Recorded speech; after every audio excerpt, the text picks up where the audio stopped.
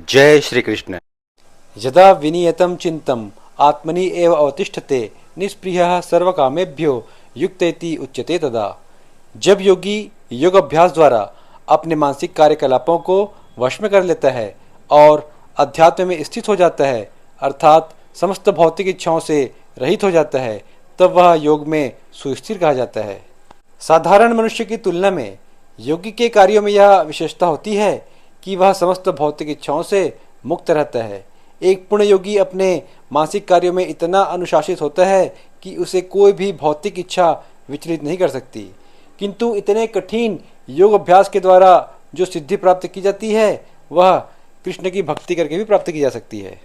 श्रीमद् भागवत महापुराण में राजा अम्बरीश की कथा है। राजा अम्बरीश ने सर्वप्रथम अपने मन को भगवान के चरण कमलों पर स्थिर कर दिया, फिर क्रमशः अपनी वाणी को कृष्ण के गुण अनुवाद में लगाया, हाथों को भगवान के मंदिर को स्वच्छ करने में, कानों को भगवान के कार्यकलापों को सुनने में, आंखों को भगवान के दिव्य रूप का दर्शन करने में, शरीर को अन्य भक्तों के शरीरों का स्पर्श करने में, घृणा इंद्रिय को भगवान पर चढ़ाए गए कमल पुष्प की सुगंध लेने में, जीभ को भगवान के चरण कमलों पर चढ़ाए गए तुलसी पत्रों का स्वाद लेने में, पांवों को तीर्थ यात्रा करने तथा भगवान के मंदिर तक जाने में, सिर को भगवान को प्रणाम करने तथा अपनी इच्छाओं को भगवान की इच्छा पूरी करने में लगा दिया। ये सारे दिव्य कार्य शुद्ध भक्तों के सर्वथा अनुरूप है। भगवान की भक्ति में इन विहित कार्यों को अर्चन कहते हैं, जिसका अर्थ है समस्त इंद्रियों को भगवान की सेवा में लगाना।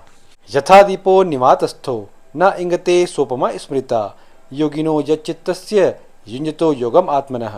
जिस प्रकार वायु रहित स्थान में दीपक हिलता डुलता नहीं, उसी तरह जिस योगी का मन वश में होता है वह आत्म तत्व के ध्यान में सदैव स्थिर रहता है।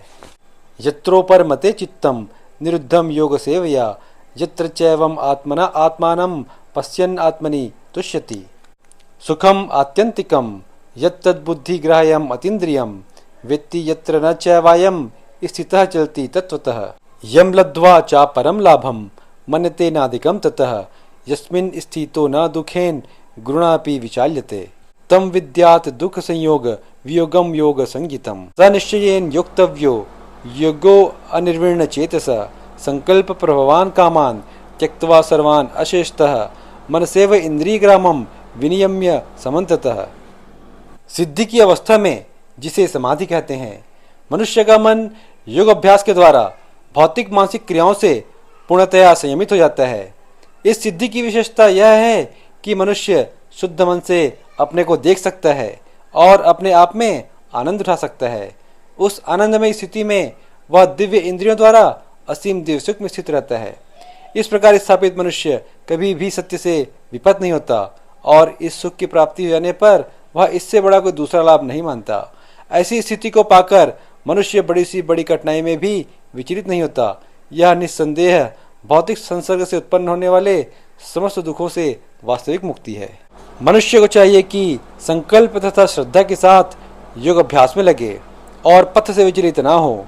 उसे चाहिए कि मनोधर्म से उत्पन्न समस्त इच्छाओं को निरपवाद रूप से त्याग दे और इस प्रकार मन के द्वारा सभी ओर से इंद्रियों को वश में करे। गीता के श्लोकों को क्रमशः सुनने के लिए आप हमारे प्लेलिस्ट पर जा सकते हैं। राधे राधे।